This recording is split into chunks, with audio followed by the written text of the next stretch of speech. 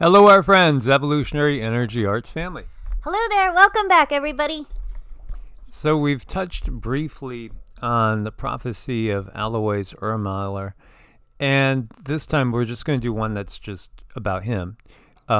Just because also he is somebody that, since we've talked about him in the past, he's come to the forefront as he still has not reincarnated yet. And he shared info with Cindy, and he's really a really good guy. As we look at the current positions, this is going to be updated later on today, but these are actually the positions as of last Monday of the U.S. Aircraft carriers. We see the George H.W. Bush here off the coast of Italy. We've had a presence, and there's actually been 3 carriers over in the Mediterranean area working together. 3 NATO, we should say. And that's interesting because it does have it's part of the prophecy, basically. So again, prophecy is something that, it's humans tapping into timelines, really. That's really what it is. So guys, please do subscribe. And I just wanted to share with you, we're doing a little bit of changing things over on EEARTS. So we added 2 new playlists. So when you look at EEARTS, you'll see first the newest videos that come out. And then there's a playlist on Sataria, Atlantis, Mu, Lemuria. And so you can see that's right there. There's about a dozen or so that are there right now that are on those subjects. And then we have the Anunnaki and the Gigi below that. And then we have Vedic astrology below that, healing through energy work, Qigong, meditation, and Reiki. And then we have a playlist for mantras, which we're always referring people to. And then there's one on natural health, wellness, and fitness. And then there's a binge-worthy one, which is going to be pretty large. And then these 2 I'm going to break down into smaller segments: transformation and ascension, and esoterica, uncovering mysteries. Because, we got like a lot of videos, so we have to break them down, and we'll do that by we're allowed to do 12 playlists, so we'll eventually break it up into 12 playlists. There's 8 there now, but 2 of them are really expansive, so we'll kind of zero in on it. And this is being done also with the idea that we will probably start to develop a 3rd channel, which I already have a title for, which I've shared with Cindy, which we'll share with you guys in the future. Which is going to be basically just meditation, mantras, and music. And so that's what that 3rd channel is going to be. It's going to be no prophecies, no news, nothing scary, nothing that's going to, upset. Only things that are going to be uplifting, and we'll keep that strictly that. And we'll keep developing these 2 channels along certain lines as we go, as long as they allow us to keep going. So this is him. He is actually a wonderful, wonderful soul. He is. He is a very good soul. He's a very gifted, extremely gifted psychic. And the one person that I can parallel his abilities to is Nostradamus. He's in that soul stream. He has those abilities, and Nostradamus is by far the most talented psychic that I've ever known. People really seem to misunderstand this guy. If you look into his soul, you're going to find someone who is as gentle as a kitten, who wants to bring harm to absolutely no one, and probably his biggest crime was to be as good as he is when it comes to predicting things. So he just had a very innate, distinctive ability to understand and see and read the energies in the future. And as a result, he was utilized by forces that are much larger than him. Not that he wanted to, but many times they have ways of cornering people into doing things that just don't feel right, but they do them, possibly to save their own life or loved ones' lives. But ultimately, the information that we get is that his death was a result of the powers that be, because again, he was too much of a threat, so to speak. And this was deeper into the Dark Age than we are now. One of the things that protects people now is the fact that there's a lot more karmic repercussions now than when you're in the depths of the Dark Age. And even though this was a case where it was maybe only decades ago, as we will touch on his life, he was, by the way, a dowser, and did actually help build and find good places, good locations for wells. So he had a lot of abilities. And he did talk about, again, he did talk about a third world war, which hasn't happened yet. But boy, it's so easy to see the conditions. And so we have like 4 different links that are talking all about his, prophecies, but especially focusing on the Third World War. So when we look at this right here, his scary prophecy about World War III sounds very unsettling, considering the political situation, religious conflicts in certain parts of the world. This is from 2015. It's way more unsettling now, because you can see very clearly how this could easily manifest the way he's talking about it. And again, why would we share it? It's not to bring it about, but it's again to awaken others to the possibility of changing timelines, because we can change timelines. They're not set in stone. They're not. We're all co-creators. So again, we can nudge things in a positive direction, even though the controllers still have control over all the mechanisms on the planet, the technologies that can and will change. They also didn't like, aspects of his prophecy being revealed, because it shows that, their time is limited. People are awakening.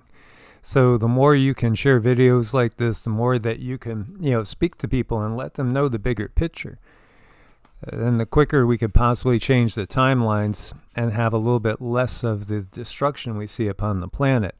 So he was born in 1894. He died in 1959. He was a German dowser, professional well digger. He was a clairvoyant. During the Second World War, he successfully predicted the locations of bomb strikes and also the whereabouts of several missing people. And his unusual abilities made him rather famous, and he later helped in the investigation of various crimes. However, as it so often happens, fame comes with a price tag. He made some enemies and was later ridiculed and accused of being a warlock. Things changed after he appeared in court and charges were dismissed. He was able to prove that he wasn't a charlatan, that he had these abilities. He told the judge exactly what clothes the judge's wife was wearing that day and what she was doing. Even though he had never seen her, he proved to be completely correct, and the judge released him.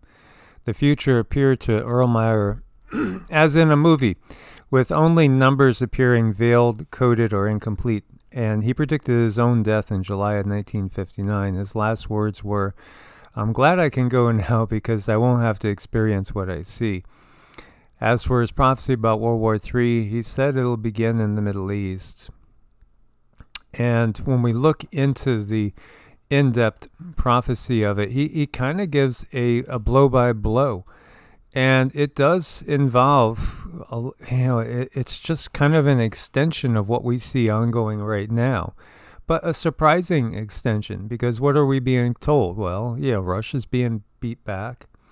They've been a complete abject failure. They're losing all their gains.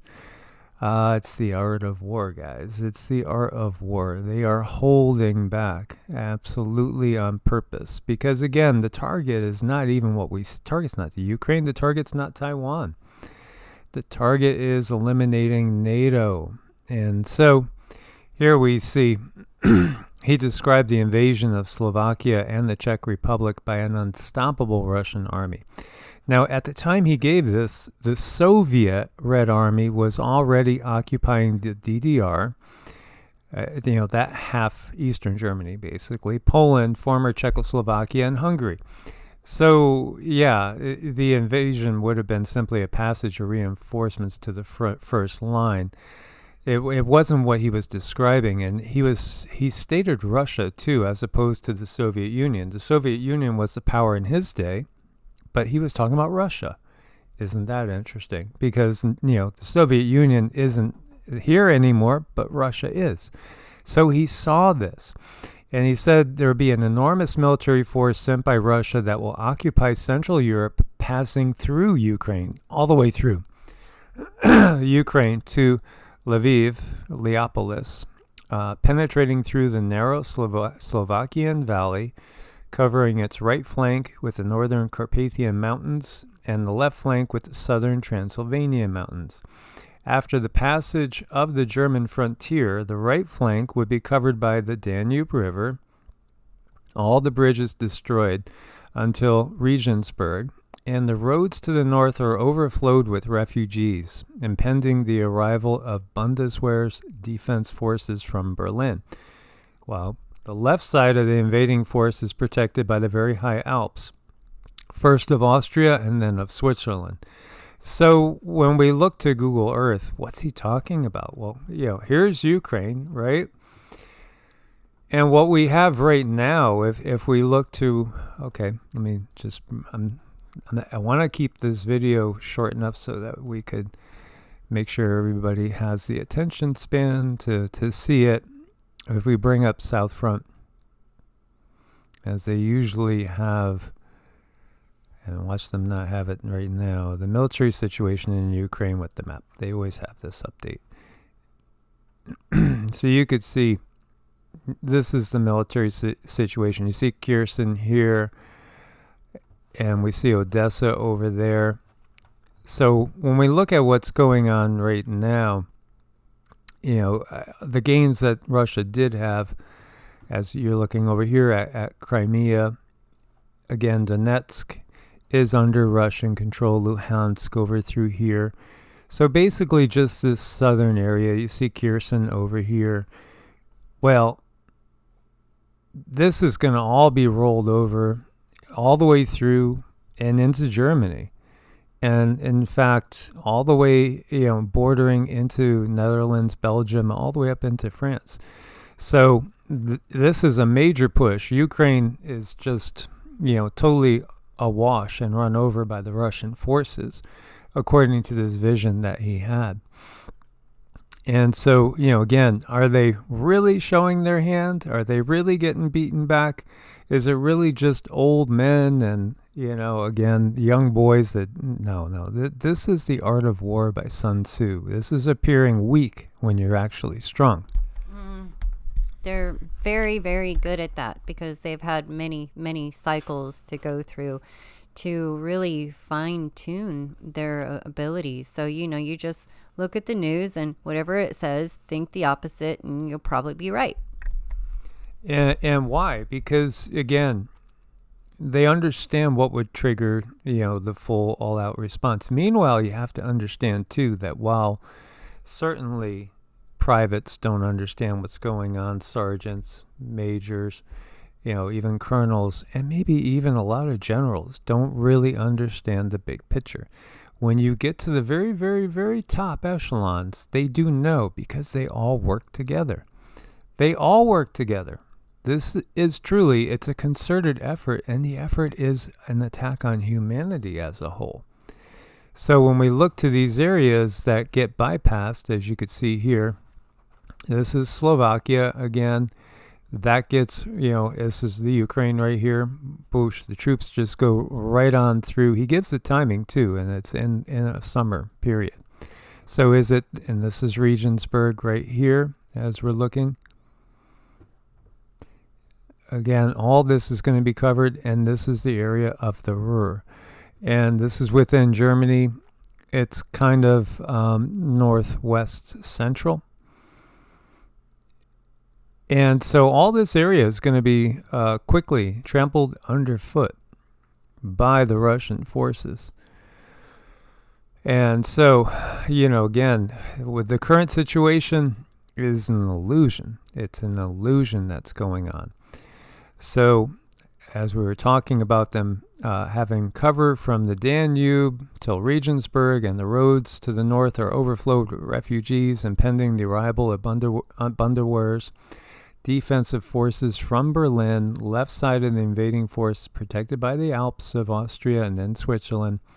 And then finally, after the arrival of the region of the Ruhr, which is rich of iron and coal mines, big steel plants that are helpful to maintain a prolonged war effort, or maybe after the arrival to the highest part of the rivers Rhine and Rhone, could happen, a desperate response from NATO to stop the invasion, beginning with a yellow powder. That could be yprite or yprite, which is a chemical compound that's blistering and suffocating, able to destroy the DNA of humans, animals, and plants, also called mustard gas. And as a last resort, even the use of perhaps tactical nuclear weapons, something that could provoke the destruction of Prague. Basically, this creates a line in which they cannot pass, and they cannot get resupplied. More interestingly as well, they cannot get resupplied. And so this is very, very ominous. And let's look at it over here. Okay. A new Middle East war suddenly flares up. Big naval forces are facing hostility in the Mediterranean, where we have forces right now, one American aircraft carrier, I believe a French and an Italian one are the other two that are there. The situation is strained, but the actual firing spark is set on fire in the Balkans. So, when you're looking to that, the Balkans have had so much misery, so much heartache, so much suffering. And again, this is to the east of Italy. It's just, again, our history is just replete with these nonstop wars and suffering. And it will escalate in the Mediterranean. And then he says he sees a big man, an immigrant, covered in blood. Next to him is a knife. Two men killed a third. They paid to do so. One killer is black. The other is white and blonde. It will all happen in the Balkans, but I cannot say exactly where. War will be declared everywhere in one night.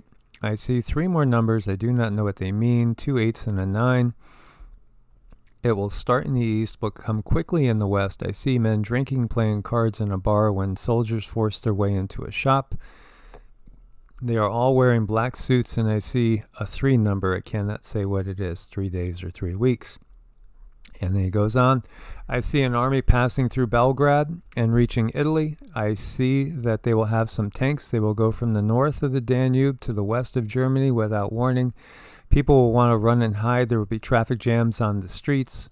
Note that 1959, when he died, there was no traffic jams anywhere in the world. There were not enough cars.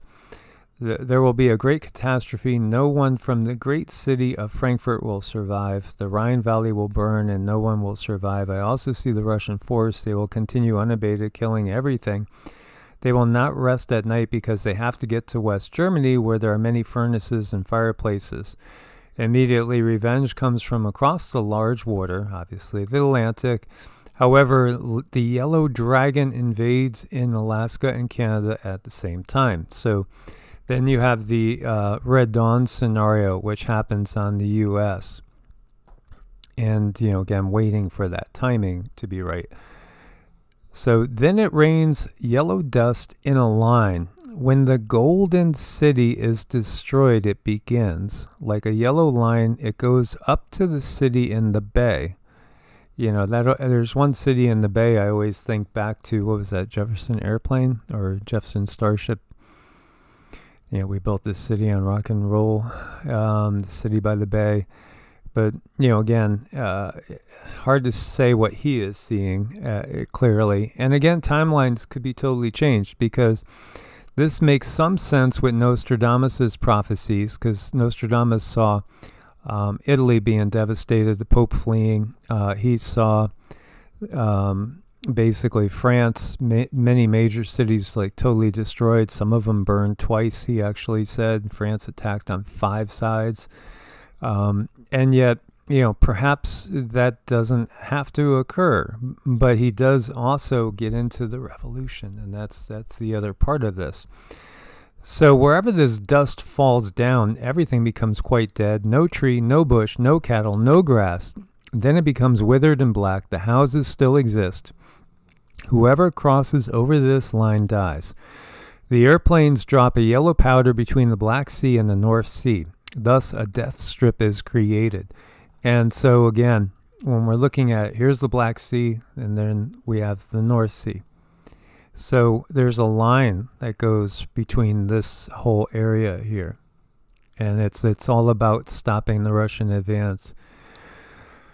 Okay, and the other reason why I want to bring this up is just because of the communications we've had in channeling, and also the visions that come with it. Because usually I'll get visions, and Cindy will then channel about it, or she'll channel, and then I'll get the visions, and they go hand in hand.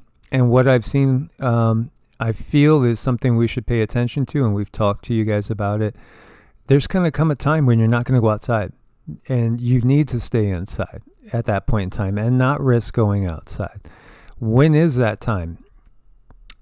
We don't know. I mean, it might be within 2023, maybe within 2024, maybe it's 2025. It doesn't feel like it's much later than that. It doesn't feel like it's much later than that. And again, I want to bring it up now because I think we need to be prepared for that. And as I'm saying that, I'm actually making a mental note to get more greenhouse plastic so we could cover all the windows in case. And because we are, and maybe that's why I was starting to get the visions of just going with the plastic over the screen right now in the porch. So, again, these are the type of things that just constantly are popping into our minds. Mm-hmm. When I saw that, the idea is definitely do not go outside for that time, and use black garbage bags, tape, cover your windows. So what exactly is going to be going on outside? I've been shown it's going to be a kind of a separation of energies. So there will be entities out there that will seem and possibly are tangible, that are very negative for our human life force. So we need to stay inside for a time. Recognize where we are. So some have made the comment that we're already in 4D. And yes, I do think most of us, if not all, are probably in 4D right now. Where's the first place you step when you go into 4D? You're in the lower astral realms. So in a sense, we're literally in hell right now, so to speak, as far as the fact that we are in the lower part of the fourth density now. And this is where all the negative entities hang out. So we are in the thick of it. Woe to you, O earth and sea, right? Because the devil comes to you at great wrath, knowing that his time is short. So there again is a truth, so to speak. And it's really us that's moved up into this area as we're on the way to pass through it. So we will be able to pass through it. And you got to keep your vibrations high. You got to not fall into the hate. Why take up arms against your brother when your brother is just being manipulated, puppeted, and controlled? Of course, you got to defend yourself, so to speak, but defend yourself by removing yourself from the area whenever possible. So, all things to think about. So, again, wherever this dust falls, everything dies. Wherever it falls down, everything will become quite dead. No tree, no bush, no cow, no grass. They will become withered and black. The houses still exist. Whoever crosses this line dies. We were talking to guides and getting that people are inside their houses. They're not leaving their houses. Okay, what happens if people leave their houses? We don't know. They never come back. We don't see them anymore. So this is something that at some point in time, it feels that it's still going to happen on this current timeline. Maybe not the way that he saw it back then, but something like that is still in this current timeline. So you have a death strip created straight from the Black Sea to North Sea. Yes, they are talking about here in Europe, but then again, there is a period that feels like it's more universal. Mm-hmm. Yeah. There's a time where everything feels like it's kind of happening, co-happening with everyone. And so it's interesting, too, that you see this next part here. The Russian supply line is interrupted. During the war, the big darkness comes. During the war, the big darkness comes, which lasts 72 hours. It will become dark at a day during the war. Then a hail impact consisting of lightning and thunder breaks out and an earthquake vibrates the earth. Please do not go out of the house at this time. After 72 hours, everything is over. But again, do not go out of the house, do not look out of the windows, and keep the candlelight burning and pray. Overnight, more humans will die there than in the 2 world wars before. Do not open the windows during the 72 hours. The cattle falls, the grass becomes yellow and dry, the humans will become quite yellow and black. The wind drives the clouds of death off to the east. The city with the iron tower becomes a victim of its own people. They ignite everything. Revolution is, and everything is going wildly. The large city with the iron tower is on fire. Now they're taking that to be the Eiffel Tower in France, Paris. But this has been done by its own people, not by those who came from the east. And in Italy, it's going wildly too. They kill many people, and the Pope flees, but many clergymen will be killed. Many churches collapse. In Russia, a revolution breaks out and a civil war. The corpses are so many you cannot remove them off the roads anymore. If everything is over, a part of the inhabitants have died, and the people are frightened of God anew. There will be a peace, a good time, but the people have to begin there where their grandfathers began. Interesting, going back to the past. So, again, I wanted to just share this with you guys because, of what we've gotten both in messages from the guides and in visions about a time where in many places, I'm not sure if it's everywhere, but it does feel like it's global in nature. We will all be kind of locked into wherever we are, and so you got to be as prepared as possible to just hunker down, stay put, as you're looking at the maps and all.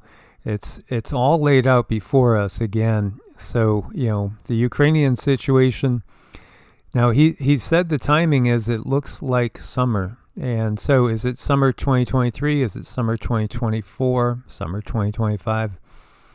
We don't know at this point. But I do want to share this simply because of what we've gotten recently about the fact that it feels that there's going to be a time when nobody goes out and you just hunker down where you are for a while. And again, you don't look out and you don't do anything but keep those candles burning and maybe try to keep your spirits up. Grab a guitar, play a little music, do mantras, hold hands, and just share some love and positive intent for humanity. Mm-hmm. Definitely. And this is where a good spiritual practice, if you get hit with something that's sudden, you just step into that practice and everything else unfolds on its own. Your vibration goes up on its own. Things just turn out better. Things work out better. You're also lifting everyone else's vibration there that's around you, including people, including your pets. Just watching your pets, just watching them can really pull up your vibration. Now, if just watching them can do that, imagine what holding them can do. That can pull you up even further. So our pets are truly our angels and are to be cherished. Absolutely. So thanks for your support on Ko-Fi and Patreon. Please share your thoughts and comments on what you guys have seen, or if you've had any experiences of the mystic kind. Much love, God bless, and namaste. Namaste.